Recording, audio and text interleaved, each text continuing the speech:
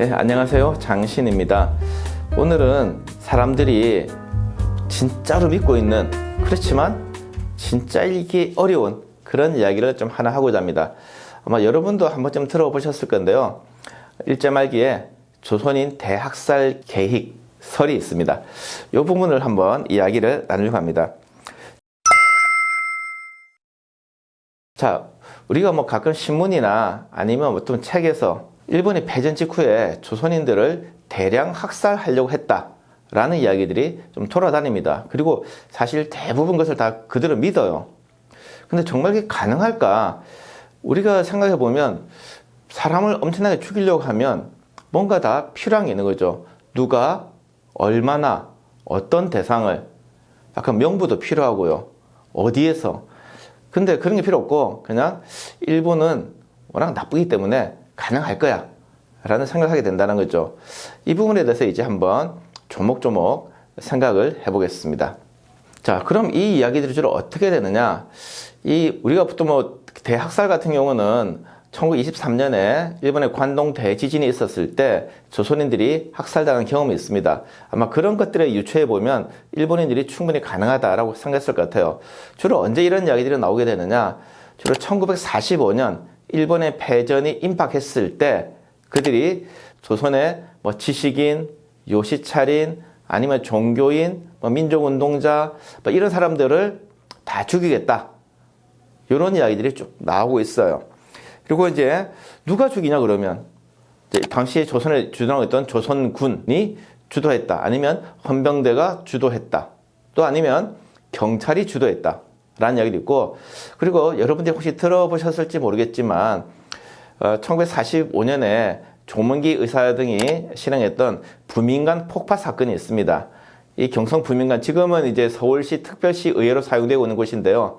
이 부민관에 폭탄을 던진 사람들이 조문기 의사 등 3명이고, 그날 그 장소에서 대의당의 집회가 열렸죠. 이 대의당이라는 단체는 박충금이라는 친일파가 이제 만든 단체인데요. 여기서 이제 일본 전쟁 말기에 어떻게 전쟁을 계속 더 독려하면서 우리가 충성을 다하자 이런 것들을 할 때입니다. 여기서 이제 이 단체들이 일본 경찰과 협력해서 조선인들을 학살하려고 했다라는 이야기들이 돌게 되는 거죠. 그러면 얼마나 많이 죽이려고 했는가라고 보는 건데, 이게 보면 딱히 정확한 기록이 있는 게 아닙니다. 그래서 많은 사람들이 해고를 통해 남겼는데 적게는 한 2,000명에서 많게는 한 20만 명까지 학살하려고 했다라고 나오게 된 거죠. 어떻게 보면 개통도 없고 나온 시기도 다 다르고, 그리고 뭔가 통일되는 지점이 없어요. 다만 일본이 패망 직전에 학살을 하려고 했다라는 부분만 일치가 되고 있습니다.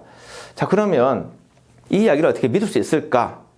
참 애매하다는 거죠. 어떤 사람들은 자기가 잘 알고 있는 조선인 고등계 형사가 와서 당신한테만 이야기하고 있는데 당신 피해라, 이런 계획이 있어 라고 이야기했다 하거나, 아니면 평소 자기하고 좀 친했던 군인이 와서 이야기했다 하거나, 온갖 가지 이야기가 다 있는 거죠. 사실 정설이 없습니다. 그 중에서도 이제 어떻게 보면 이런 것들은 너무 많아서 좀 믿기도 어려워요. 그렇지만 사람들에게 상당히 많이 설득력이 있고, 그리고 학자들도 거의 사실로 알고 있는 그런 기록이 하나 있어요. 그 부분을 잠시 뒤에 소개하겠습니다. 자, 중요한 게 이제 아까 말씀드린 것처럼 모든 사람들이 사실로 믿고 있고, 그리고 정말 그랬을 것 같아, 야 이건 정말 빼박인데 하는 게 있어요.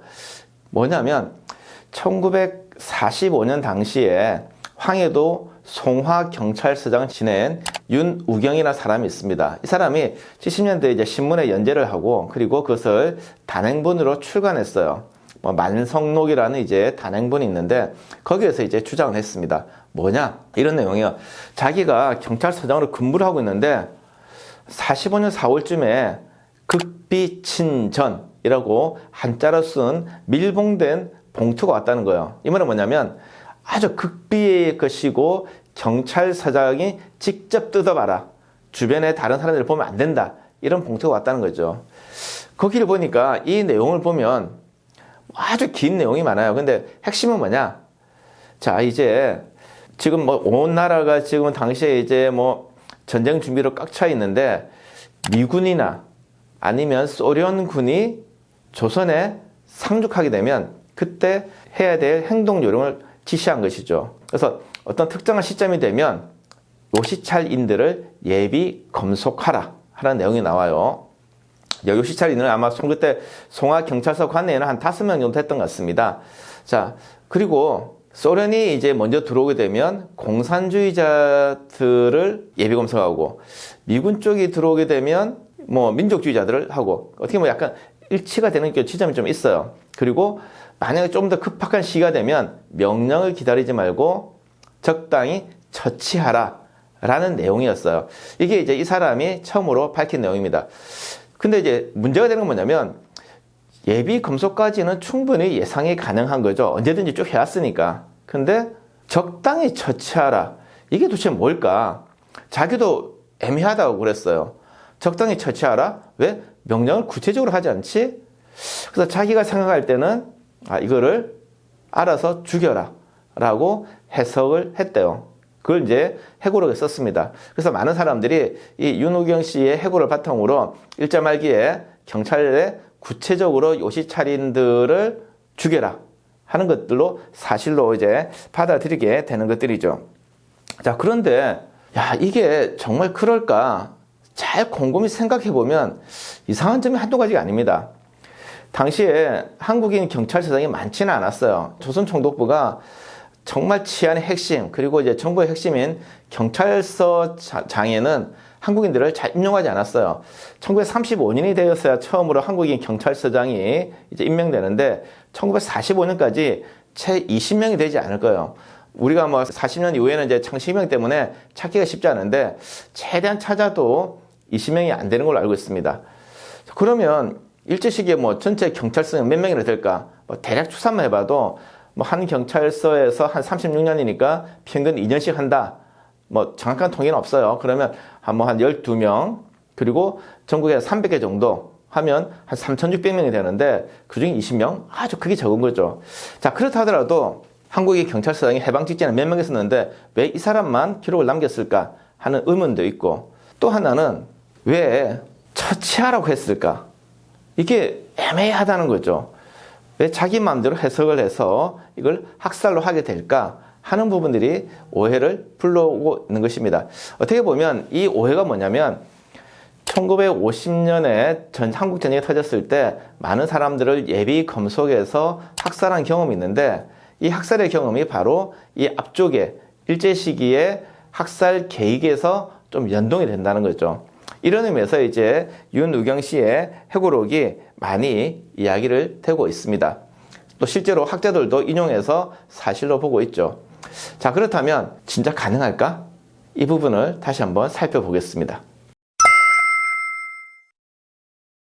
아까도 말씀드렸지만 그럼 도대체 누구를 죽이려고 했을까? 우리가 보면 뭐 지식인, 뭐 종교인, 민족주의자 이렇게 하면 사실 되게 애매해요. 보자, 그러면 민족주의자를 어떻게 판단하지? 경찰이 너 가서 민족주의자지? 다 죽여. 이럴 수도 없잖아요. 너 지식인이지. 그럼 지식인은 대학을 나와야 되나? 아니면 중등학교만 나와도 되나? 애매해요. 사람들이 해고 다 다르다는 거죠. 다만 이제 윤우경처럼 요시찰인 하면 좀 그래도 좀 대상이 명백해요. 자, 요시찰인은 얼마나 될까 그러면? 우리가 상상을 많이 하잖아요. 이제 경찰이 항상 따라다니면서 저 사람 미행해가지고 뭐 하는지 매일 일거수일투족을 보고하는 것. 실제로 중요할 때는 그렇게 하기도 하지만 항상 그렇게 할 수는 없어요. 그리고 그렇게 하려면 엄청난 경찰 인원이 필요해요. 우리가 대체적으로 알 수 있는 통계를 보면 1939년에 조선군이 이제 자기들이 만든 통계가 있어요. 그 통계를 보면 아마 경찰 걸 받았을 거예요. 군이 요시찰 할 수는 없으니까. 대충 한 3,000명 정도 됩니다. 그리고 뭐 1930년 초반 같은 2,000에서 2,500명 정도 쭉 항상 나와요. 그러면 1945년 현재는 몇 명이나 되었을까? 우리가 그 숫자를 알 수가 없습니다. 다행히 1945년 3월에 뭐 일본에서 조선총독부에 요구했던 자료가 있어요. 자료가 보면 그때 이제 요시찰 명단을 달라고 그랬어요. 왜냐하면 그때 이제 토항을 쉽게 하면서 조선인들이 일본에 많이 건너가게 되니까 그 중에 요시찰을 사람들이 누군가 하는 것들을 찾게 된다는 거죠. 우리가 볼 수 있는 자료들이 한 5개 도가 남아 있습니다. 전라남북도, 경상남도, 그 다음에 충청북도, 한경북도 이렇게 5개 남아 있어요. 자, 그런데 이 5개 도하고 39년을 비교해 보니까 큰 변화가 없어요. 그럼 대체로 45년까지도 한 3,000명 선이겠다. 왜 못하느냐? 많이 감시하면 좋지. 그럼 경찰은 뭐 하라고요? 경찰도 보면 일반 행정을 하는 사람이 있고 사법경찰이 있고 그 다음에 고등계가 있는데 이건 고등계의 업무인데 고등계도 숫자가 정해져 있거든요.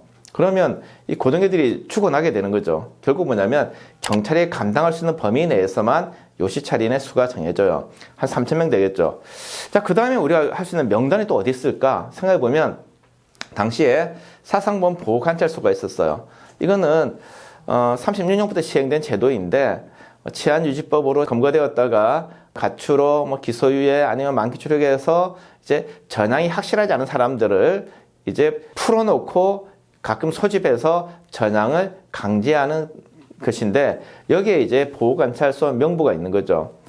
자, 그러면 이 명부를 활용할 수도 있겠죠. 비전향자들. 한 번 더구나 예전에 죄를 지었던 사람이니까 위험하다. 근데 정확한 숫자를 알 수가 없어요. 그래봐야 여기도 요시찰과 상당히 또 중복되기도 하죠. 그래도 1만 명 가기까지 힘듭니다. 그렇게 치안유법 위반자가 그래 많지 않았어요. 자, 그러면 이 대상자들을 어떻게 처리할 것인가 하는 부분에서 이제 명부를 잡기 힘든 것이죠. 자, 어쨌든 요시찰이는 한 2, 3천 명, 경찰이 감당할 수 있는 규모고 하다 보면 대상을 무한정으로 넓힐 경우 학살을 할 수 없는 거죠. 원래 학살 자체는 사실은 뭐 정해놓고 하는 건 아니죠. 막 닥치는 대로 하게 되는데 일정하게 하려면 경찰력 보면 또 상당수 많은 조선인 경찰이 있어요. 절반이 조선인 경찰인데 그들이 과연 일본이 시키는 대로 바로 학살할 수 있을 것인가 이런 문제도 발생하게 된다는 거죠.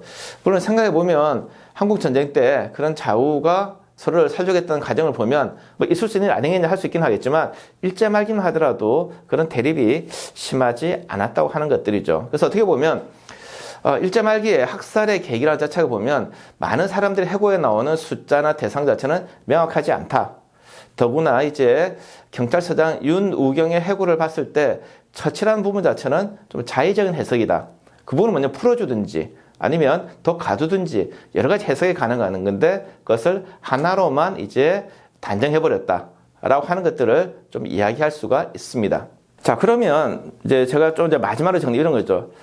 자, 그럼 학살설이 왜 사람들이 이렇게 많이 믿게 되었는가 하는 부분인데 그 하나는 아까 이제 한국전쟁 당시에 민간인 학살과 연동됨으로써 실제로 가능했겠구나라는 것들이 있었다는 게 하나가 있고 두 번째는 이 학살설을 누가 주로 이야기하고 있는가 하는 부분인데 일부 독립운동가들도 해고를 하고 있습니다. 그렇지만 그 해고를 보면 본인이 직접 자기가 한 것보다는 이런 이야기도 있었다라고 하는 게 좀 많고요. 어떻게 보면 좀 많이 하는 사람들은 약간 친일 혐의가 있는 일제 말기에 행적이 좀 뚜렷하지 못하신 분들이 그런 이야기를 좀 많이 해요. 나중에 보면 이제 뭐 친일 반민족의 대상자 명단에 올라가거나 아니면 친일 인명사진에 올라가신 분들인데 내가 잘 아는 고등기 형사가 나에게 와서 피해랐다. 이런 이야기들이 상당수 있다는 거죠. 이 말은 뭐냐면 나의 일제 말기 행적을 어느 정도 좀 세탁하기 위해서 나도 그래도 요시찰인에 있었다라고 하려고 했던 것은 아닌가. 참 웃기는 게 희한하게도 이렇게 요시찰인이었다고 말씀하시는 분들의 명단만 없어요. 이상하게도 그분들이 좀 대조를 해봐야 되는데 서울이라든지 경기도 이런 곳에 명단이 남지 않아서 확인할 방법이 좀 없다는 게 아쉬움이 있습니다. 네, 이런 학살설이 왜 유포되고 사람들이 믿는가라는 것을 저 나름대로 생각해 보면 일제는 만악의 근원이니까 충분히 했을 거야 라고 하는 것과 그 다음에 아까 말했던 것처럼 일제 말기의 행적을 이야기함으로써 어떤 면죄부를 받고자 하는 심리가 있지 않았을까 하는 것이 제 생각입니다. 앞으로도 증명이 좀 되어야 될 필요가 있겠습니다. 감사합니다.